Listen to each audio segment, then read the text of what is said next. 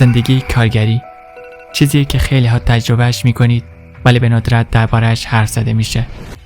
این قصه‌ایه که انگار از ابتدای دوران بزرگسالی شروع میشه. شاید شما هم این جمله ها رو شنیده اید.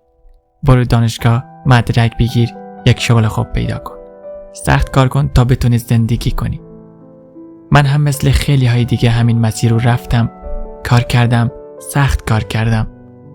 اما چیزی که متوجه شدم این بود که هر چقدر بیشتر کار میکنی بیشتر توی یک چرخ گیر میفتی. اولین قدم شناسایی اینه که چی ما رو توی این وضعیت نگه داشته. آیا به خاطر ترس از شکست یا از دست دادن پول و موقعیت شغلی است؟ یا شاید به خاطر اینه که نمیدونیم چی جایگزینی میتونیم پیدا کنیم. این خیلی مهمه که بفهمیم چی چیزی ما رو در این وضعیت نگه داشته. بگذارید از خودم شروع کنم. همه چی از یک روز ساده شروع شد. ساعت 6 از خواب بیدار می شدم و هر روز سر کار می رفتم. من هم مثل خیلی از شما یک کارگر ساده بودم. ساعتهای طولانی و نداشتنی وقت برای خودم یا خانوادم. اما این فقط خستگی نبود. احساس می کردم که هیچ معنایی در کاری که انجام می دادم وجود نداره. هر بار که به آخری ما می رسیدم تمام پولی که به دست آورده بودم برای پرداخت صورت حسابها و هزینه‌های زندگی از دست می رفت. این حس که من فقط یک چرخنده کوچیک در یک ماشین بزرگ بودم.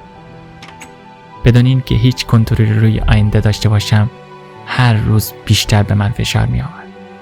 احساس می کردم هیچ تغییری در زندگیم نیست.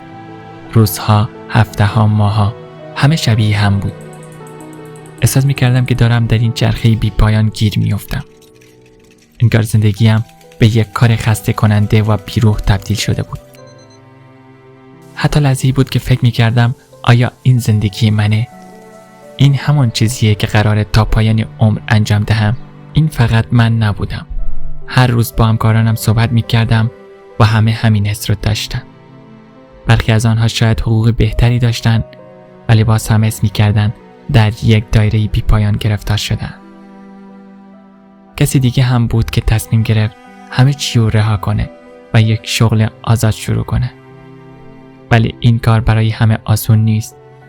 بعضیا ترس از آینده دارن، بعضیا به خاطر خانواده یا تعهدات دیگری نمیتونه همینطور شغل خود را رها کنه. اما هممون به یک چیز فکر میکردیم، چطور میتونیم از این چرخه بیرون بیایم؟ خیلی از دوستان و همکارانم همین وضعیت رو داشتن. یکی میگفت من فقط برای پرداخت اجاره کار میکنم. یکی دیگه میگفت خواب ندارم چون باید اضافه کاری کنم. وقتی ازشون میپرسم چرا کاری نمی کنین؟ چرا این وضعیت رو تغییر نمیدین؟ جوابشون ساده بود. چاره‌ای ندارم، مجبورم. و همین جمله من رو به فکر فرو برد. ما چطوری مجبور شدیم که این چرخه رو بپذیریم؟ یه روز به خودم گفتم آیا این همون چیزیه که میخواستم؟ آیا قرار بود زندگی این باشه؟ و اون موقع بود که متوجه شدم من و خیلی های دیگه به نوعی در بردگی کارگری گرفتار شدیم. وقتی تو هر روز تمام انرژی و زمانت رو میذاری ولی به ندرت چیزی جز خستگی و استرس به دست نمیاری، این یعنی بردگی. نه اون بردگی قدیمی که با زنجیر و شلاق بود، اما یه جور جدید از بردگی زمانی. من دنبال راهی نجات گشتم. اولین قدم تغییر دیدگاه بود. برای نجات از این وضعیت اینه که قبول کنی گیر افتادی. خیلی وقت تا خودمون رو فریب میدیم و فکر میکنیم که همینی که هست. ولی حقیقت اینه که تو داری زمان و انرژیت رو صرف چیزهایی میکنی که برات هیچ معنایی نداره. این خیلی مهمه که بفهمی این نوع زندگی واقعی نیست. این اولین بیداریه. باید درک میکردم که این چیزی نیست که مجبور باشم قبولش کنم.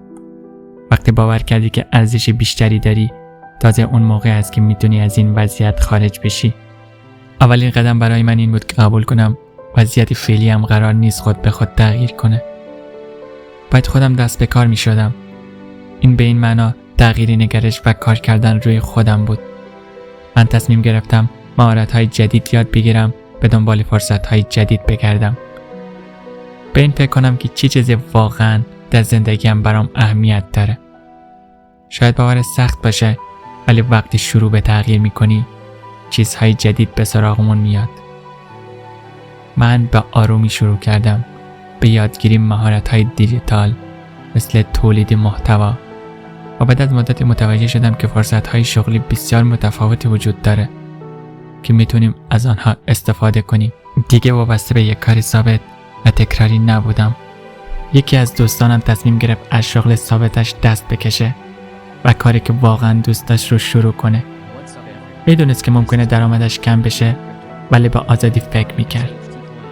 الان بعد از چند سال خودش کارفرما شده و دیگه برده ساعت‌های بی‌پایانی کاری نیست. یه نفر دیگه از همکارام شروع کرد به یادگیری مهارت‌های جدید. اون نمیخواست تا آخر عمرش توی همون کار باقی بمونه. برای خودش راهی پیدا کرد تا از چرخه بیرون بیاد. برای بیرون اومدن از این بردگی باید روی خودت سرمایه گذاری کنی. مهارت‌های جدید یاد بگیری.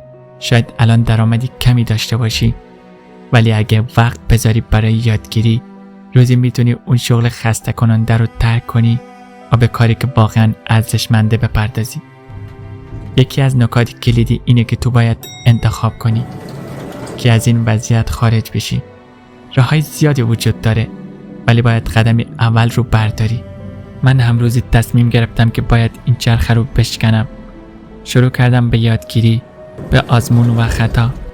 سخت بود، خیلی سخت، اما هر روز که میگذشت یک قدم به آزادی نزدیکتر می شدم. الان وقتی به گذشته نگاه می کنم می بینم که این مسیر ارزشش رو داشت. الان دیگه احساس نمی کنم برده کار باشم چون کارم رو با آزادی انجام میدم.